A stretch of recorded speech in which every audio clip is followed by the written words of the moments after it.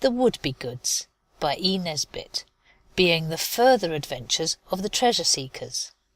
Dedicated to my dear son Fabian Bland. Chapter 1. The Jungle. Children are like jam, all very well in the proper place, but you can't stand them all over the shop, eh what? These were the dreadful words of our Indian uncle. They made us feel very young and angry, and yet we could not be comforted by calling him names to ourselves, as you do when nasty grown-ups say nasty things, because he is not nasty, but quite the exact opposite when not irritated. And we could not think it ungentlemanly of him to say we were like jam, because, as Alice says, jam is very nice indeed, only not on the furniture and in proper places like that. My father said, perhaps they had better go to boarding school, and that was awful, because we know father disapproves of boarding schools, and he looked at us and said, I am ashamed of them, sir. Your lot is indeed a dark and terrible one when your father is ashamed of you, and we all knew this, so that we felt in our chests just as if we had swallowed a hard-boiled egg whole. At least this is what Oswald felt, and father said once that Oswald, as the eldest, was the representative of the family, so of course the others felt the same. And then everybody said nothing for a short time. At last father said, You may go, but remember... The words that followed I am not going to tell you. It is no use telling you what you know before, as they do in schools. And you must all have had such words said to you many times. We went away when it was over. The girls cried, and we boys got out books and began to read, so that nobody should think we cared.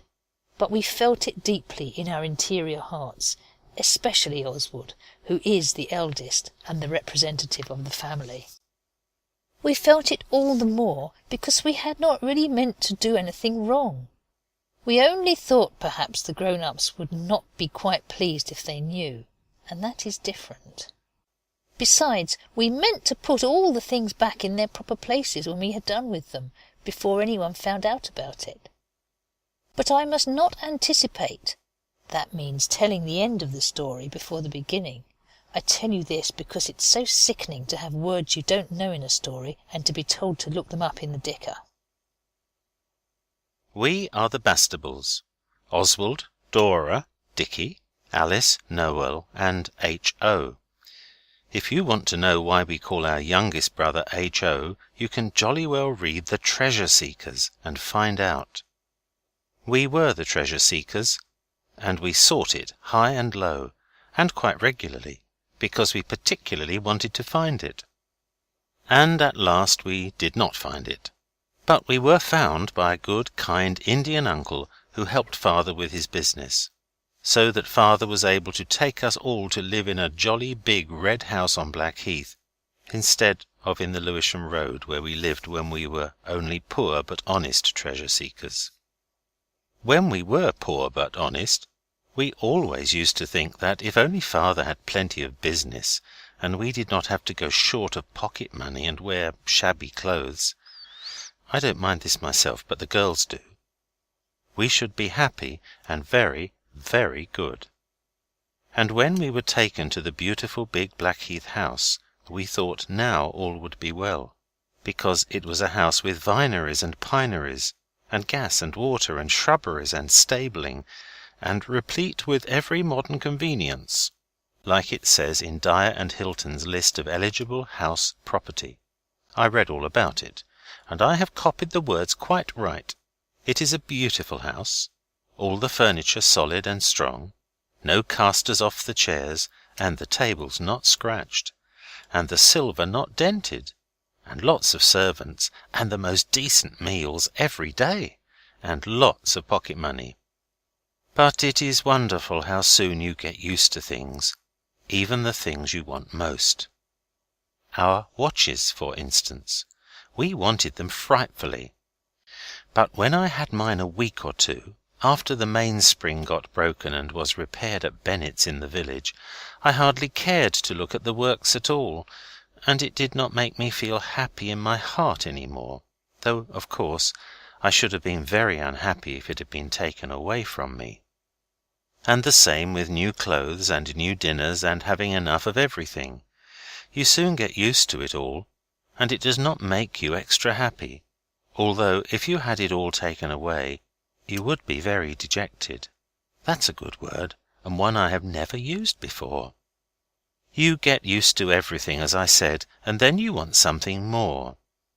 Father says this is what people mean by the deceitfulness of riches, but Albert's uncle says it is the spirit of progress, and Mrs. Leslie said some people called it divine discontent. Oswald asked them all what they thought one Sunday at dinner. Uncle said it was rot, and what we wanted was bread and water and a licking, but he meant it for a joke. This was in the Easter holidays. We went to live at the Red House at Christmas. After the holidays, the girls went to Blackheath High School, and we boys went to the Prop. That means the proprietary school. And we had to swat rather during term. But about Easter, we knew the deceitfulness of riches in the vac when there was nothing much on, like pantomimes and things. Then there was the summer term, and we swatted more than ever, and it was boiling hot, and Master's tempers got short and sharp. And the girls used to wish the exams came in cold weather. I can't think why they don't. But I suppose schools don't think of sensible things like that. They teach botany at girls' schools.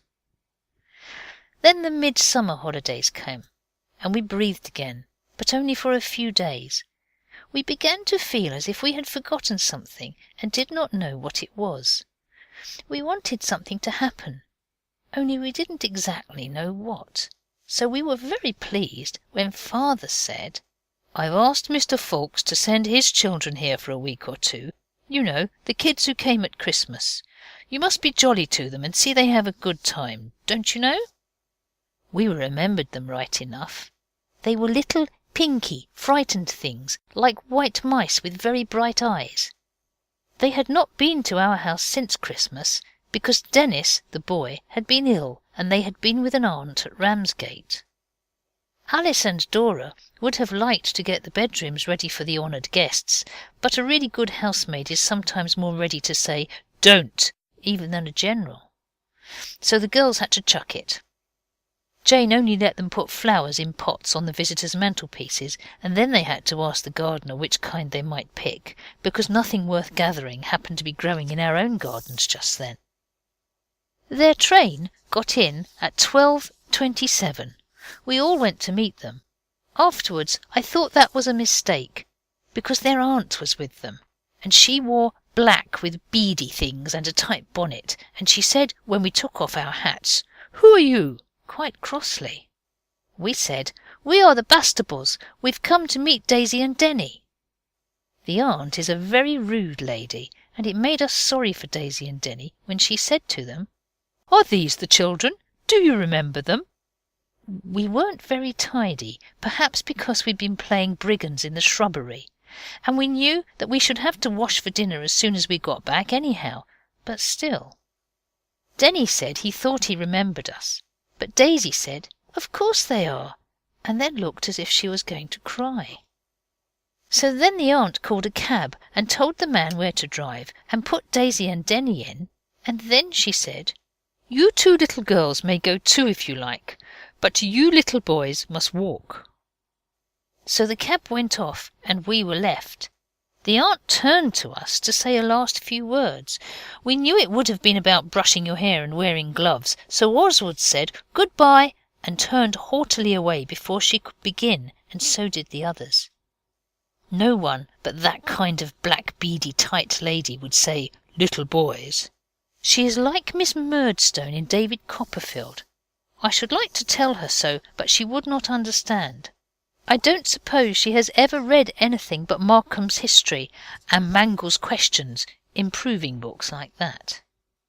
When we got home, we found all 4 of those who had ridden in the cab sitting in our sitting room, we don't call it a nursery now, looking very thoroughly washed, and our girls were asking polite questions, and the others were saying "yes" and "no" and "I don't know." We boys did not say anything. We stood at the window and looked out till the gong went for our dinner. We felt it was going to be awful, and it was. The newcomers would never have done for knight errants, or to carry the Cardinal's sealed message through the heart of France on a horse. They would never have thought of anything to say to throw the enemy off the scent when they got into a tight place. They said, "Yes, please," and "No, thank you," and they ate very neatly and always wiped their mouths before they drank, as well as after, and never spoke with them full. And after dinner it got worse and worse. We all got out our books, and they said "Thank you," and didn't look at them properly. Then we got out all our toys, and they said "Thank you, it's very nice," to everything. And it got less and less pleasant, and towards tea time it came to nobody saying anything except Noel and H.O., and they talked to each other about cricket. After tea Father came in, and he played letters with them and the girls, and it was a little better. But while late dinner was going on, I shall never forget it, Oswald felt like the hero of a book, almost at the end of his resources. I don't think I was ever glad of bedtime before, but that time I was. When they had gone to bed, Daisy had to have all her strings and buttons undone for her, Dora told me, although she is nearly 10. And Denny said he couldn't sleep without the gas being left a little bit on. We held a council in the girls' room. We all sat on the bed. It is a mahogany 4-poster with green curtains, very good for tents, only the housekeeper doesn't allow it. And Oswald said, "This is jolly nice, isn't it?" "They'll be better tomorrow," Alice said. "They're only shy." Dicky said shy was all very well, but you needn't behave like a perfect idiot. "They're frightened. You see, we're all strange to them," Dora said. "We're not wild beasts or Indians. We shan't eat them. What have they got to be frightened of?" Dicky said to this. Noel told us he thought they were an enchanted prince and princess who'd been turned into white rabbits, and their bodies had got changed back, but not their insides. But Oswald told him to dry up. "It's no use making things up about them," he said. "The thing is, what are we going to do?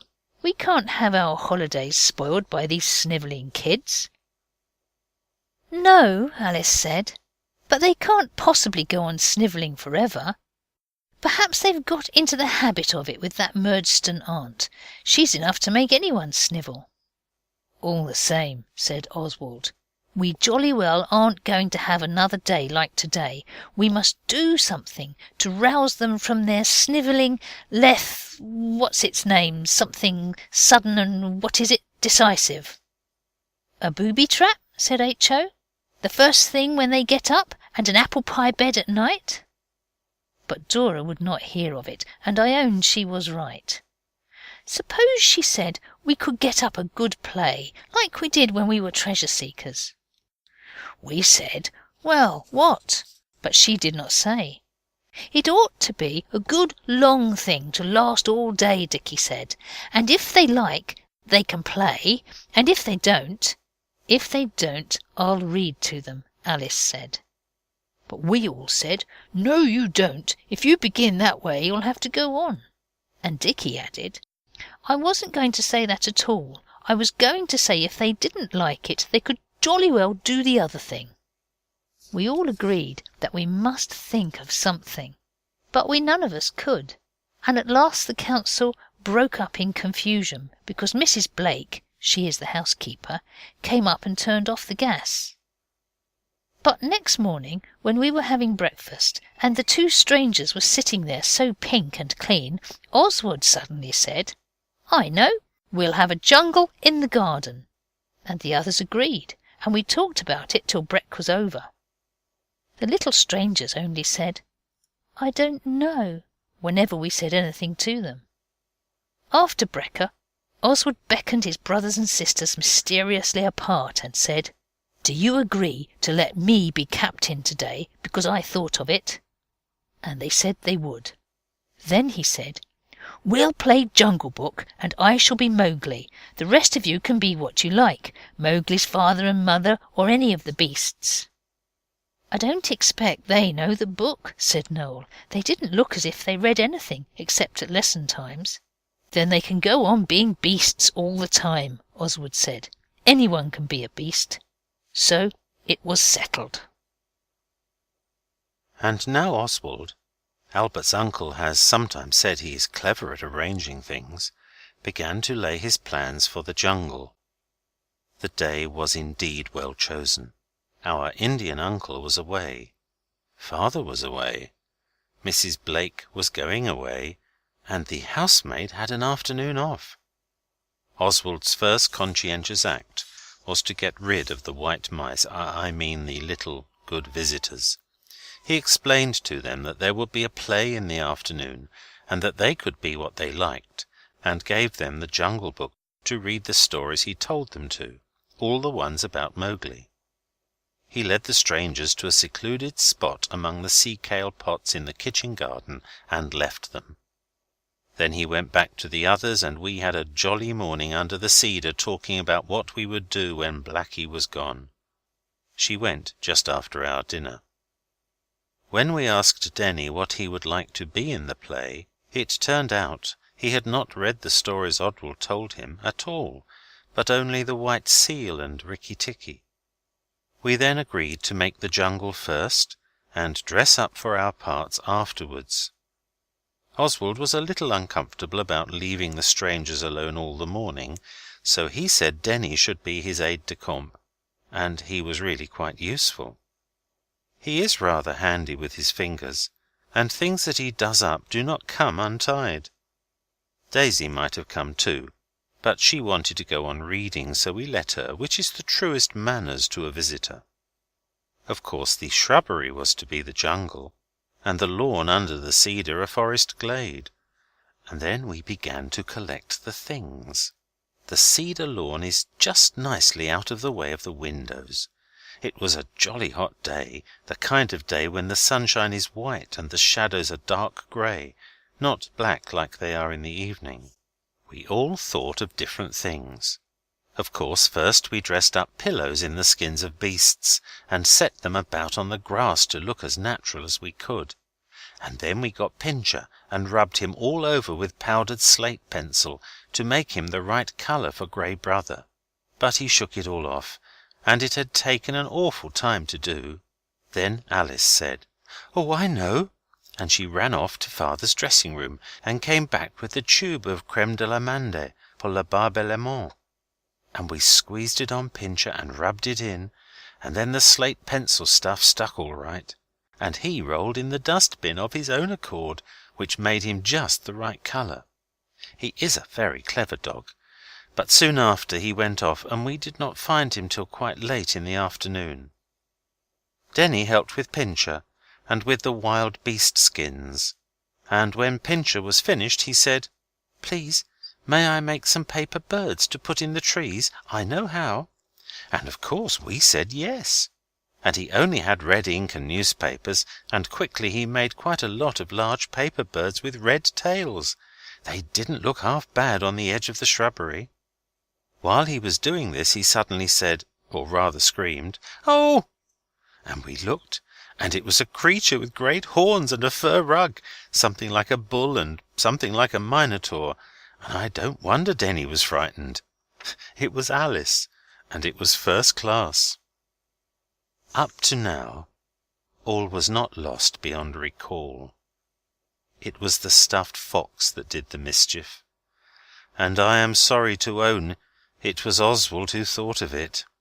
He is not ashamed of having thought of it. That was rather clever of him. But he knows now that it is better not to take other people's foxes and things without asking, even if you live in the same house with them.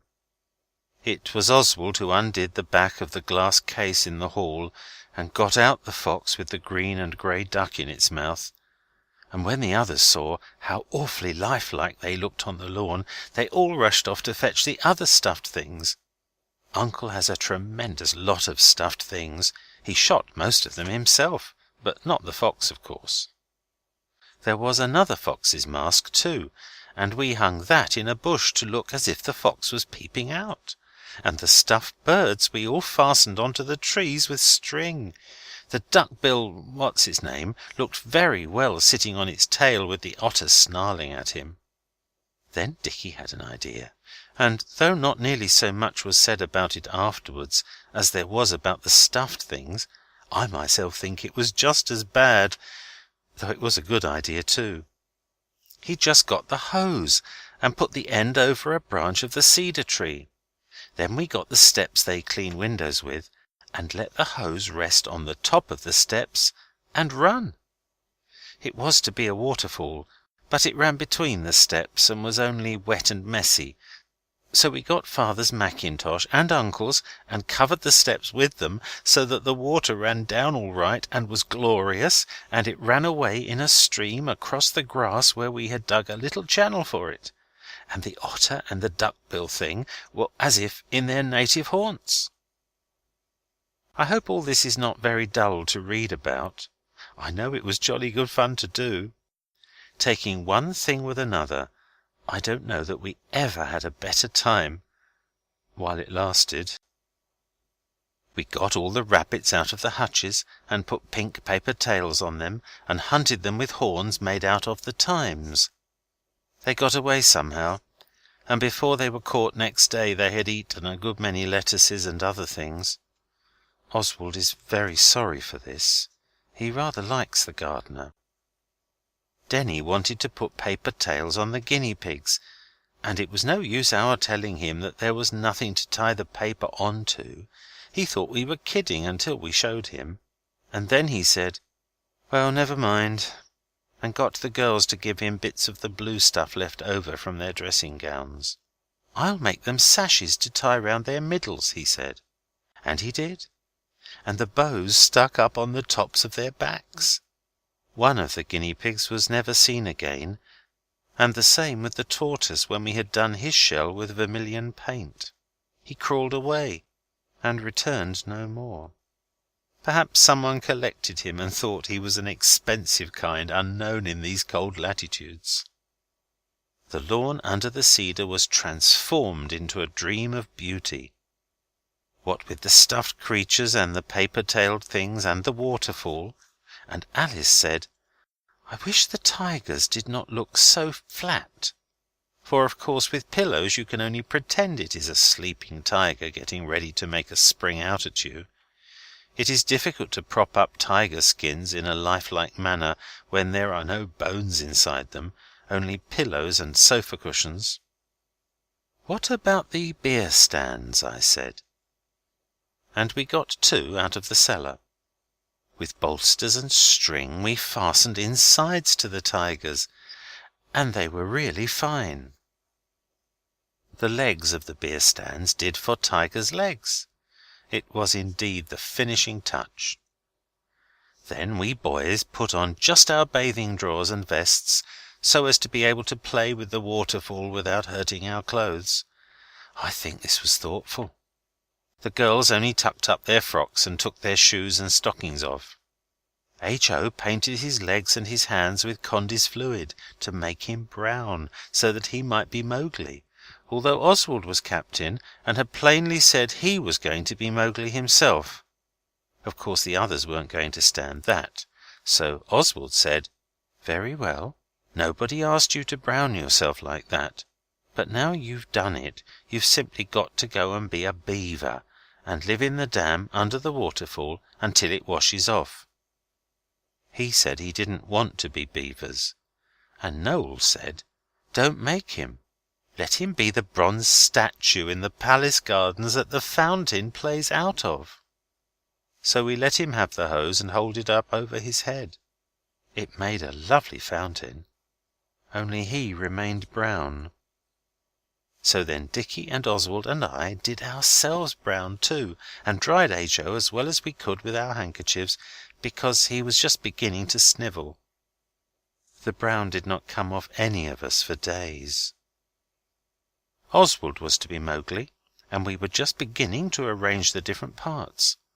The rest of the hose that was on the ground was Kaa the rock python, and Pincher was Grey Brother, only we couldn't find him. And while most of us were talking, Dicky and Noel got messing about with the beer stand tigers. And then a really sad event instantly occurred, which was not really our fault, and we did not mean to. That Daisy girl had been mooning indoors all the afternoon with the Jungle Books, and now she came suddenly out, just as Dicky and Noel had got under the tigers and were shoving them along to fright each other. Of course, this is not in the Mowgli book at all, but they did look jolly like real tigers, and I am very far from wishing to blame the girl, though she little knew what would be the awful consequence of her rash act. But for her we might have got out of it all much better than we did. What happened was truly horrid. As soon as Daisy saw the tigers she stopped short, and uttering a shriek like a railway whistle she fell flat on the ground. "Fear not, gentle Indian maid," Oswald cried, thinking with surprise that perhaps after all she did not know how to play. "I myself will protect thee." And he sprung forward with the native bow and arrows out of Uncle's study. The gentle Indian maiden did not move.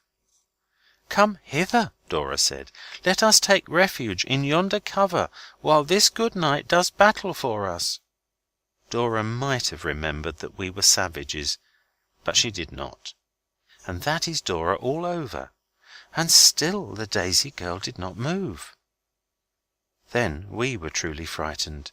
Dora and Alice lifted her up, and her mouth was a horrid violet colour, and her eyes half shut. She looked horrid. Not at all like fair fainting damsels, who are always of an interesting pallor. She was green, like a cheap oyster on a stall. We did what we could, prey to alarm as we were. We rubbed her hands, and let the hose play gently but perseveringly on her unconscious brow. The girls loosened her dress, though it was only the kind that comes straight down without a waist, and we were all doing what we could as hard as we could when we heard the click of the front gate. There was no mistake about it. "I hope whoever it is will go straight to the front door," said Alice. But whoever it was did not. There were feet on the gravel, and there was the uncle's voice saying in his hearty manner, "This way, this way. On such a day as this we shall find our young barbarians all at play somewhere about the grounds." And then, without further warning, the uncle, 3 other gentlemen and 2 ladies burst upon the scene. We had no clothes on to speak of, I mean us boys. We were all wet through. Daisy was in a faint or a fit, or dead, none of us then knew which, and all the stuffed animals were there, staring the uncle in the face.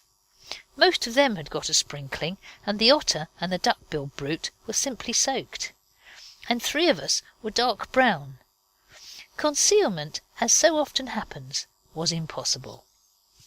The quick brain of Oswald saw in a flash exactly how it would strike the uncle, and his brave young blood ran cold in his veins. His heart stood still. "What's all this? What?" said the tones of the wronged uncle. Oswald spoke up and said it was jungles we were playing, and he didn't know what was up with Daisy. He explained as well as anyone could, but words were now in vain. The uncle had a malacca cane in his hand, and we were but ill prepared to meet the sudden attack. Oswald and H.O. caught it worst. The other boys were under the tigers, and of course my uncle would not strike a girl. Denny was a visitor, and so got off. But it was bread and water for us for the next 3 days, and our own rooms. I will not tell you how we sought to vary the monotonousness of imprisonment. Oswald thought of taming a mouse, but he could not find one. The reason of the wretched captives might have given way but for the gutter that you can crawl along from our room to the girls', but I will not dwell on this because you might try it yourselves, and it really is dangerous. When my father came home we got the talking to, and we said we were sorry, and we really were, especially about Daisy, although she had behaved with muffishness. and then it was settled that we were to go to the country and stay till we had grown into better children. Albert's uncle was writing a book in the country, and we were to go to his house. We were glad of this, Daisy and Denny too. This we bore nobly. We knew we had deserved it. We were all very sorry for everything, and we resolved that for the future we would be good. I am not sure whether we kept this resolution or not. Oswald thinks now that perhaps we made a mistake in trying so very hard to be good all at once. You should do everything by degrees. Postscript. It turned out Daisy was not really dead at all. It was only fainting. So like a girl. Nota bene. Pincher was found on the drawing-room sofa.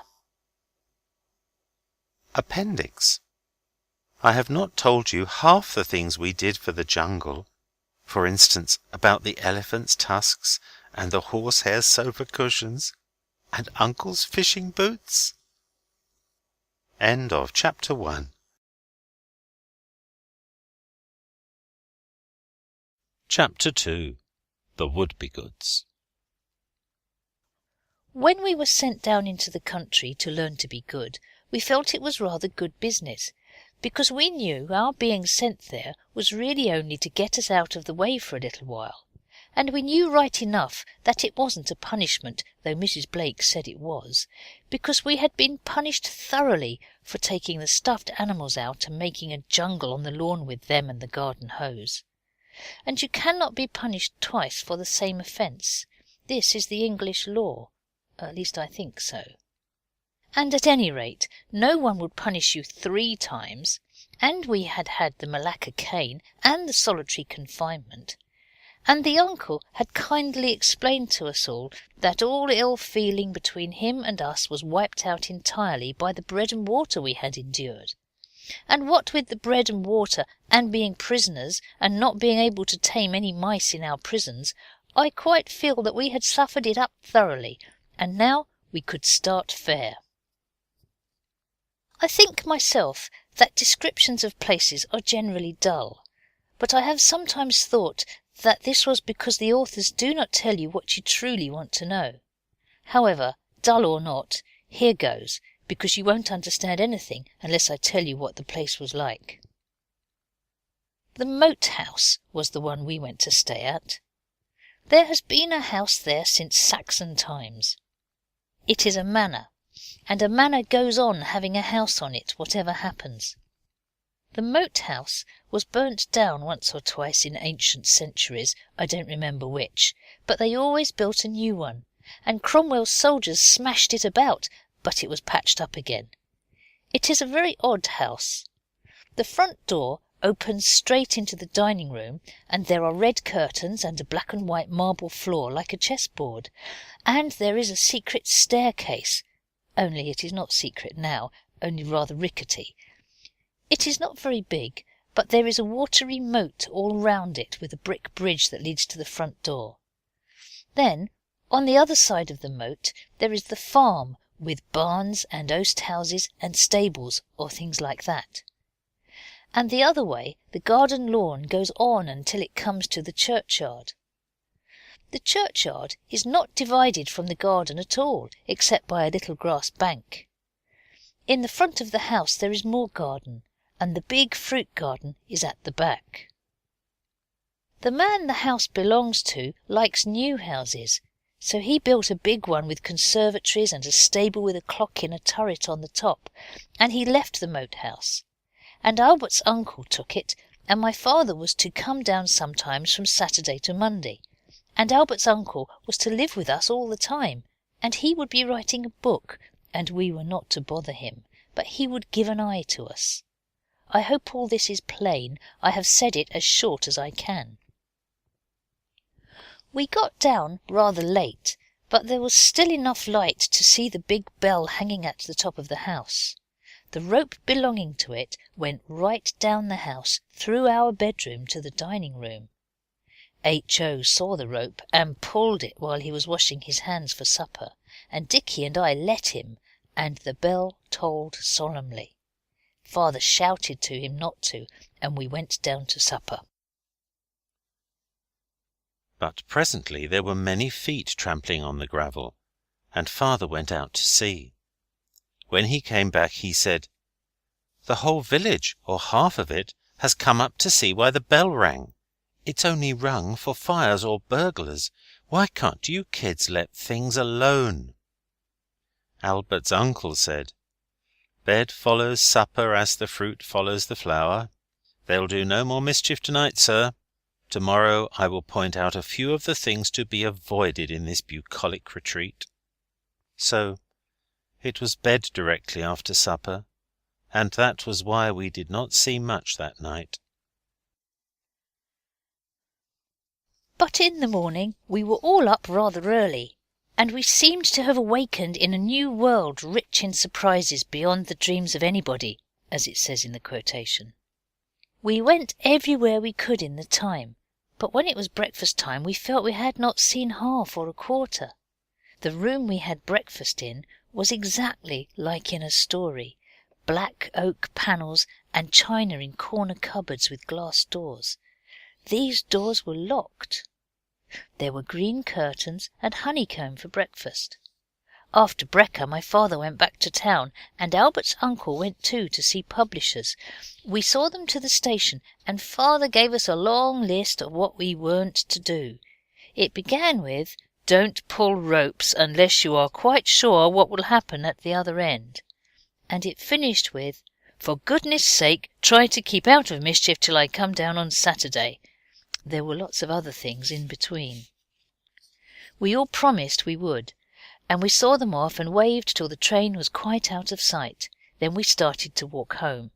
Daisy was tired, so Oswald carried her home on his back. When we got home she said, "I do like you, Oswald." She is not a bad little kid, and Oswald felt it was his duty to be nice to her because she was a visitor.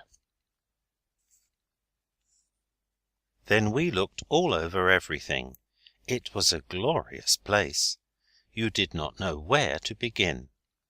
We were all a little tired before we found the hayloft, but we pulled ourselves together to make a fort with the trusses of hay, great square things, and we were having a jolly good time, all of us, when suddenly a trap door opened and a head bobbed up with a straw in its mouth. We knew nothing about the country then, and the head really did scare us rather, though of course we found out directly that the feet belonging to it were standing on the bar of the loose box underneath. The head said, "Don't you let the governor catch you a-spoiling of that there hay, and that's all," and it spoke thickly because of the straw. It is strange to think how ignorant you were in the past. We can hardly believe it now. We really did not know that it spoiled hay to mess about with it. Horses don't like to eat it afterwards. Always remember this. When the head had explained a little more, it went away, and we turned the handle of the chaff-cutting machine, and nobody got hurt, though the head had said we should cut our fingers off if we touched it. And then we sat down on the floor, which is dirty with the nice clean dirt that is more than half chopped hay, and those there was room for hung their legs down out of the top door, and we looked down at the farmyard, which is very slushy when you get down into it, but most interesting. Then Alice said, "Now we're all here, and the boys are tired enough to sit still for a minute, I want to have a council." We said, "What about?" And she said, "I'll tell you. H.O., don't wriggle so. Sit on my frock if the straw tickles your legs." You see, he wears socks, and so he can never be quite as comfortable as anyone else. "Promise not to laugh," Alice said, getting very red and looking at Dora, who got red too. We did, and then she said, "Dora and I have talked this over, and Daisy too, and we have written it down because it is easier than saying it. Shall I read it, or will you, Dora?" Dora said it didn't matter. Alice might. So Alice read it, and though she gabbled a bit, we all heard it. I copied it afterwards. This is what she read.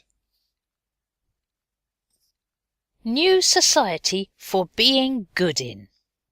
I, Dora Bastable, and Alice Bastable, my sister, being of sound mind and body, when we were shut up with bread and water on that jungle day, we thought a great deal about our naughty sins, and we made our minds up to be good for ever after.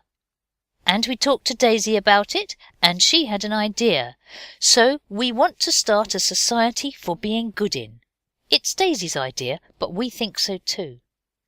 You know, Dora interrupted, when people want to do good things, they always make a society. There are thousands. There's the Missionary Society.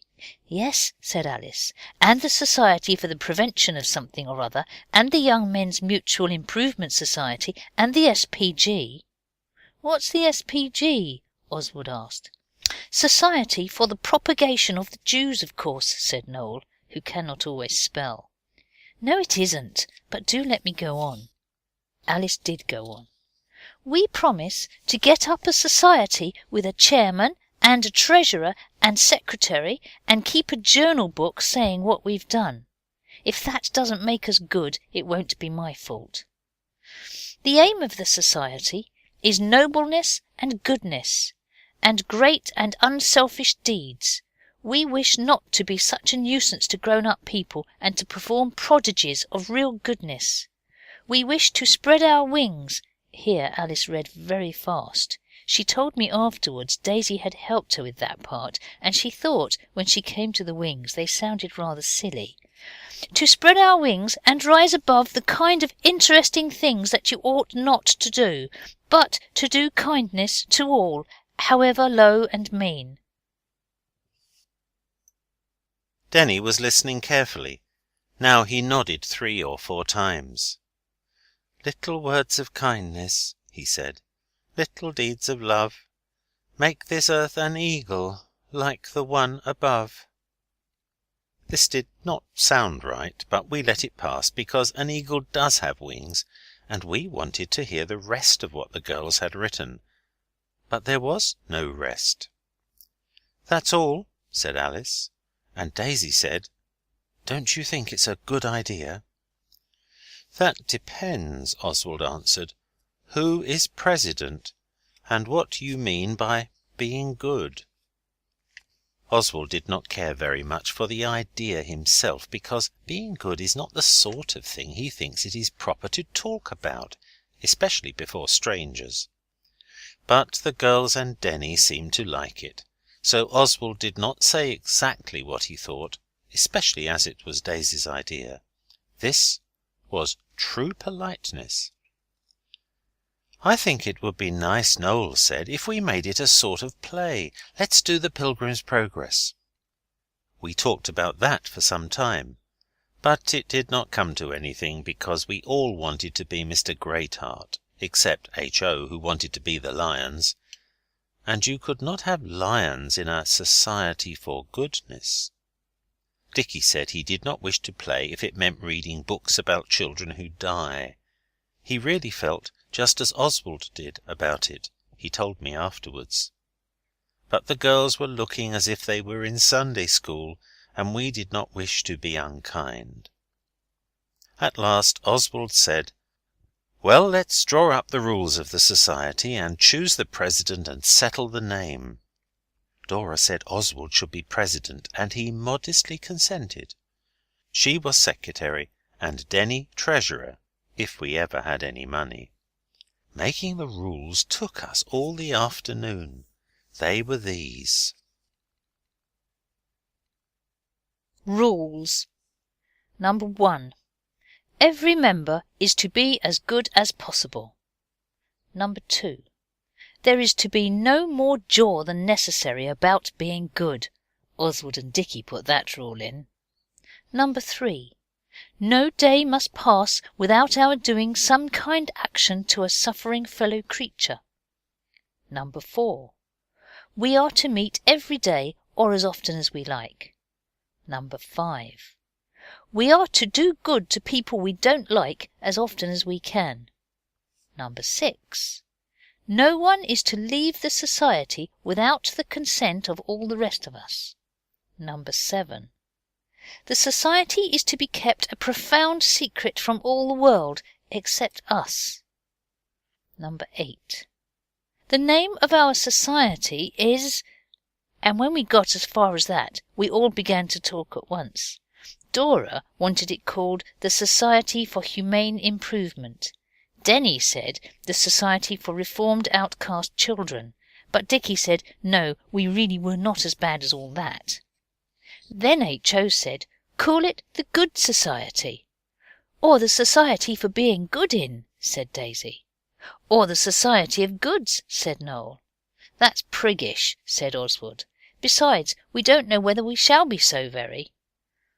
You see, Alice explained, we only said if we could we would be good. Well then, Dickie said, getting up and beginning to dust the chopped hay off himself, call it the Society of the Wouldbegoods and have done with it. Oswald thinks Dickie was getting sick of it and wanted to make himself a little disagreeable. If so, he was doomed to disappointment, for everyone else clapped their hands and called out, "That's the very thing!" Then the girls went off to write out the rules and took H.O. with them, and Noel went to write some poetry to put in the minute book. That's what you call the book that a society's secretary writes what he does in. Denny went with him to help. He knows a lot of poetry. I think he went to a ladies' school where they taught nothing but that. He was rather shy of us, but he took to Noel. I can't think why. Dickie and Oswald walked round the garden and told each other what they thought of the new society. "I'm not sure we oughtn't to have put our foot down at the beginning," Dickie said. "I don't see much in it, anyhow." "It pleases the girls," Oswald said, for he is a kind brother. "But we're not going to stand jaw and words in season and loving sisterly warnings. I tell you what it is, Oswald, we'll have to run this thing our way, or it'll be jolly beastly for everybody." Oswald saw this plainly. "We must do something," Dickie said. "It's very, very hard, though. Still, there must be some interesting things that are not wrong." "I suppose so," Oswald said. "But being good is so much like being a muff, generally.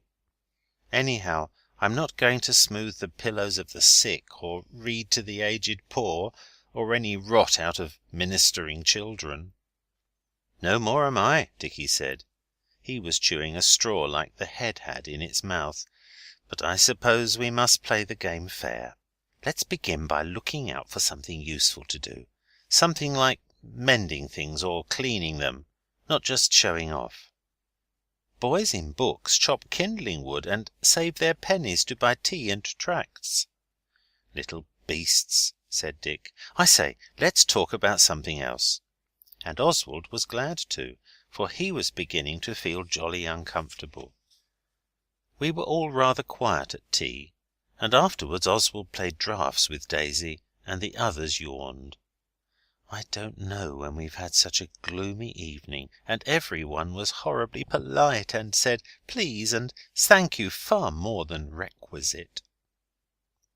Albert's uncle came home after tea. He was jolly and told us stories, but he noticed us being a little dull, and asked what blight had fallen on our young lives. Oswald could have answered and said, "It is the society of the Wouldbegoods that is the blight," but of course he didn't, and Albert's uncle said no more, but he went up and kissed the girls when they were in bed, and asked them if there was anything wrong. And they told him no, on their honour. The next morning Oswald awoke early. The refreshing beams of the morning sun shone on his narrow white bed and on the sleeping forms of his dear little brothers and Denny, who had got the pillow on top of his head and was snoring like a kettle when it sings.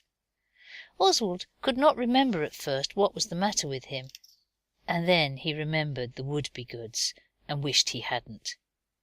He felt at first as if there was nothing you could do, and even hesitated to buzz a pillow at Denny's head. But he soon saw that this could not be, so he chucked his boot and caught Denny right in the waistcoat part, and thus the day began more brightly than he had expected. Oswald had not done anything out of the way good the night before, except that when no one was looking he polished the brass candlestick in the girl's bedroom with one of his socks. And he might just as well have let it alone, for the servants cleaned it again with the other things in the morning, and he could never find the sock afterwards. There were 2 servants. One of them had to be called Mrs. Pettigrew instead of Jane and Eliza like others. She was cook and managed things. After breakfast, Albert's uncle said, "I now seek the retirement of my study. At your peril violate my privacy before 1:30 sharp. Nothing short of bloodshed will warrant the intrusion, and nothing short of man, or rather boy, slaughter shall avenge it." So we knew he wanted to be quiet, and the girls decided that we ought to play out of doors so as not to disturb him. We should have played out of doors anyway on a jolly fine day like that. But as we were going out, Dicky said to Oswald, "I say, come along here a minute, will you?" So Oswald came along, and Dicky took him into the other parlour and shut the door, and Oswald said, "Well, spit it out, what is it?" He knows that it is vulgar, and he would not have said it to anyone but his own brother. Dicky said, "It's a pretty fair nuisance. I told you how it would be." And Oswald was patient with him, and said, "What is? Don't be all day about it." Dicky fidgeted about a bit, and then he said, "Well, I did as I said. I looked about for something useful to do. And you know that dairy window that wouldn't open, only a little bit like that? Well, I mended the catch with wire and whipcord, and it opened wide." "And I suppose they didn't want it mended," said Oswald. He knew but too well that grown-up people sometimes like to keep things far different from what we would, and you catch it if you try to do otherwise. "I shouldn't have minded that," Dicky said, "because I could easily have taken it off again if they'd only said so. But the sillies went and propped up a milk-pan against the window. They never took the trouble to notice I had mended it. So the wretched thing pushed the window open all by itself directly they propped it up, and it tumbled through into the moat, and they are most awfully waxy. All the men are out in the fields, and they haven't any spare milk-pans.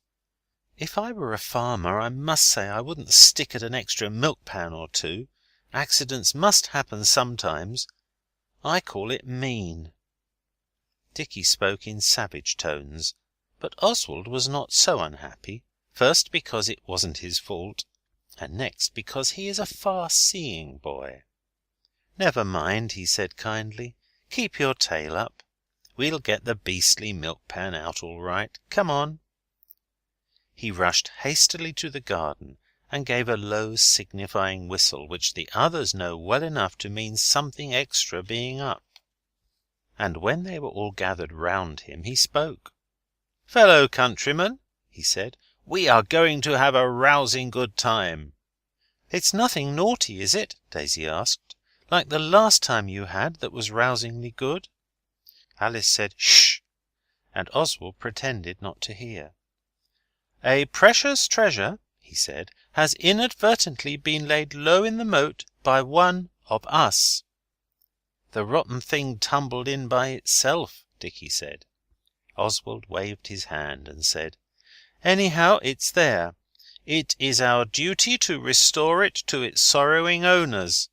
I say, look here, we're going to drag the moat." Everyone brightened up at this.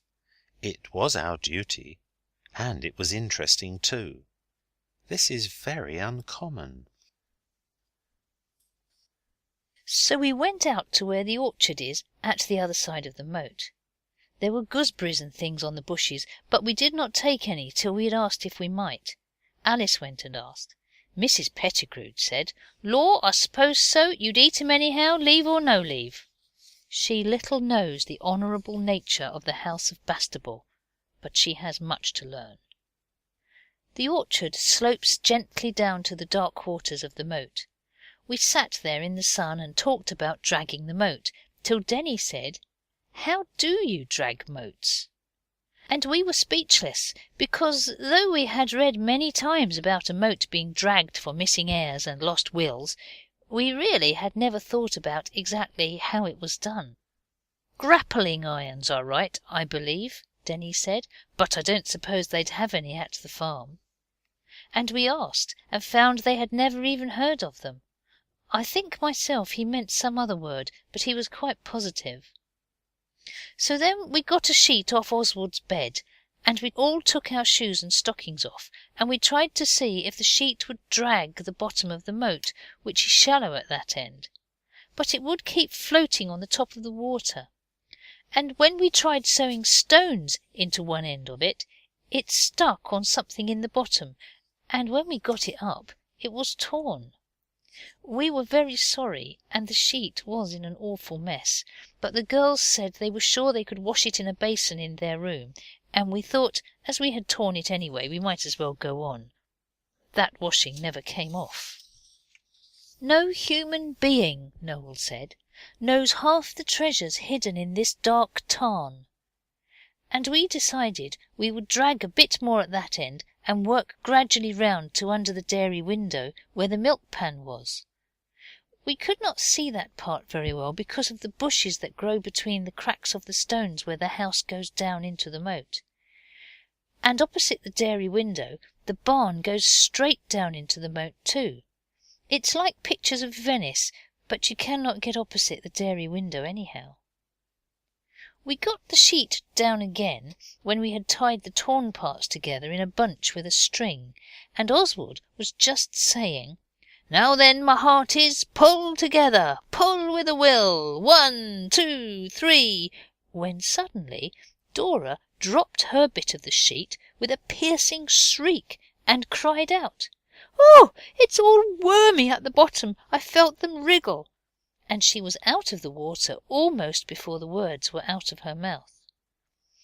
The other girls all scuttled out too, and they let the sheet go in such a hurry that we had no time to steady ourselves, and one of us went right in, and the rest got wet up to our waistbands. The one who went right in was only H.O., but Dora made an awful fuss and said it was our fault. We told her what we thought, and it ended in the girls going in with H.O. to change his things. We had some more gooseberries while they were gone.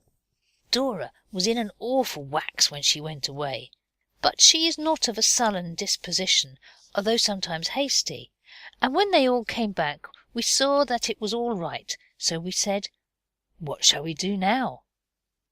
Alice said, "I don't think we need drag any more. It's wormy. I felt it when Dora did. And besides, the milk pan is sticking a bit of itself out of the water. I saw it through the dairy window." "Couldn't we get it up with fish hooks?" Noel said. But Alice explained that the dairy was now locked up and the key taken out. So then Oswald said, "Look here, we'll make a raft. We should have to do it sometime, and we might as well do it now. I saw an old door in that corner stable that they don't use. You know, the one where they chop the wood." We got the door. We had never made a raft, any of us, but the way to make rafts is better described in books, so we knew what to do. We found some nice little tubs stuck up on the fence of the farm garden, and nobody seemed to want them for anything just then, so we took them. Denny had a box of tools someone had given him for his last birthday. They were rather rotten little things, but the gimlet worked all right, so we managed to make holes in the edges of the tubs and fasten them with string under the 4 corners of the old door. This took us a long time. Albert's uncle asked us at dinner what we had been playing at, and we said it was a secret and it was nothing wrong. You see, we wished to atone for Dicky's mistake before anything more was said. The house has no windows in the side that faces the orchard. The rays of the afternoon sun were beaming along the orchard grass when at last we launched the raft. She floated out beyond reach with the last shove of the launching, but Oswald waded out and towed her back. He is not afraid of worms. Yet if he had known of the other things that were in the bottom of the moat, he would have kept his boots on. So would the others, especially Dora, as you will see. At last the gallant craft rode upon the waves. We manned her, though not up to our full strength, because if more than 4 got on, the water came up too near our knees, and we feared that she might founder if overmanned. Daisy and Denny did not want to go on the raft, white mice that they were, so that was all right. And as H.O. had been wet through once, he was not very keen. Alice promised Noel her best paint-brush if he'd give up and not go, because we knew well that the voyage was fraught with deep dangers, though the exact danger that lay in wait for us under the dairy window we never even thought of. So we 4 elder ones got on the raft very carefully, and even then every time we moved the water swished up over the raft and hid our feet. But I must say it was a jolly decent raft. Dicky was captain, because it was his adventure. We had hop poles from the hop garden beyond the orchard to punt with. We made the girls stand together in the middle and to hold on to each other to keep steady. Then we christened our gallant vessel. We called it the Richard, after Dicky, and also after the splendid admiral who used to eat wine-glasses and died after the Battle of the Revenge in Tennyson's poetry. Then those on shore waved a fond adieu as well as they could with the dampness of their handkerchiefs, which we had had to use to dry our legs and feet when we put on our stockings for dinner, and slowly and stately the good ship moved away from the shore, riding on the waves as though they were her native element. We kept her going with the hop poles, and we kept her steady in the same way, but we could not always keep her steady enough, and we could not always keep her in the wind's eye.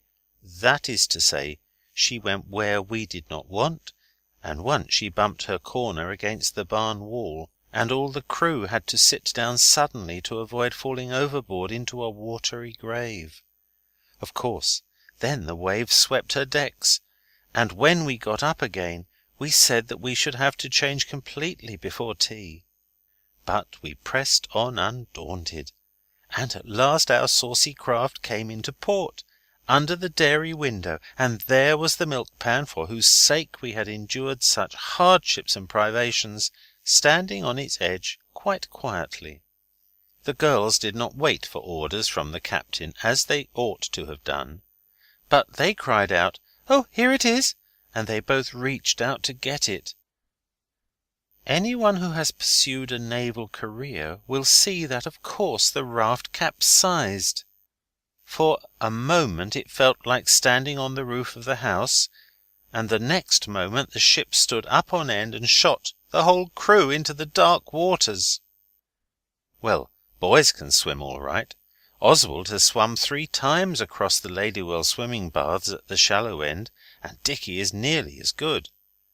But just then we did not think of this, though, of course, if the water had been deep we should have. As soon as Oswald could get the muddy water out of his eyes, he opened them on a horrid scene. Dicky was standing up to his shoulders in the inky waters. The raft had righted itself and was drifting gently away towards the front of the house where the bridge is. And Dora and Alice were rising from the deep with their hair all plastered over their faces, like Venus in the Latin verses. There was a great noise of splashing, and besides that, a feminine voice looking out of the dairy window and screaming, "Lord love the children!" It was Mrs. Pettigrew.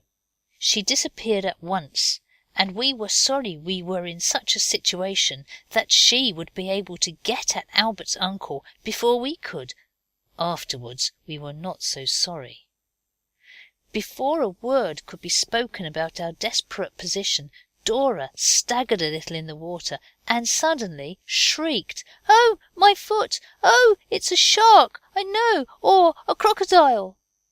The others on the bank could hear her shrieking, but they could not see us properly. They did not know what was happening. Noel told me afterwards he never could care for that paintbrush.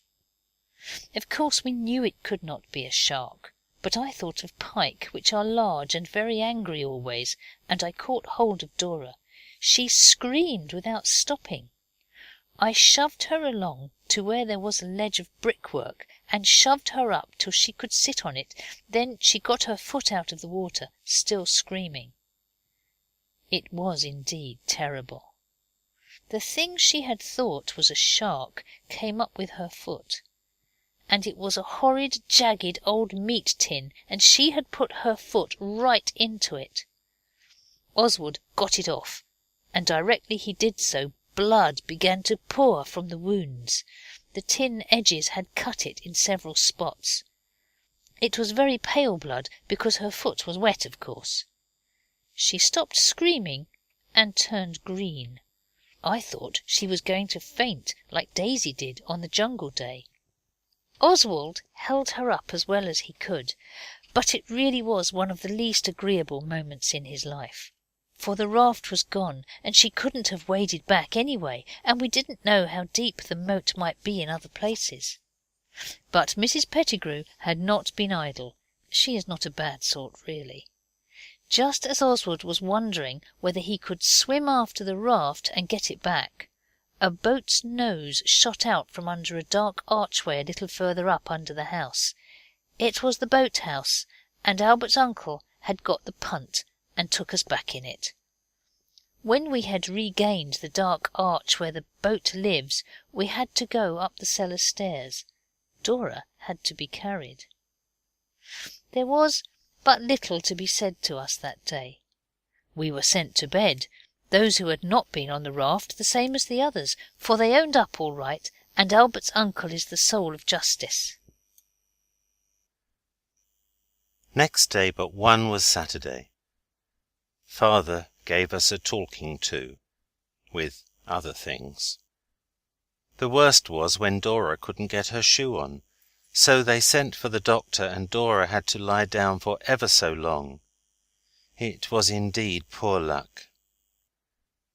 When the doctor had gone, Alice said to me, "It is hard lines, but Dora's very jolly about it. Daisy's been telling her about how we should all go to her with our little joys and sorrows and things, and about the sweet influence from a sick bed that can be felt all over the house, like in what Katy did. And Dora said she hoped she might prove a blessing to us all while she's laid up." Oswald said he hoped so, but he was not pleased, because this sort of jaw was exactly the sort of thing he and Dicky didn't want to have happen. The thing we got it hottest for was those little tubs off the garden railings. They turned out to be butter tubs that had been put out there to sweeten. But, as Denny said, after the mud in that moat, not all the perfumes of somewhere or other could make them fit to use for butter again. I own this was rather a bad business, yet we did not do it to please ourselves, but because it was our duty. But that made no difference to our punishment when Father came down. I have known this mistake occur before.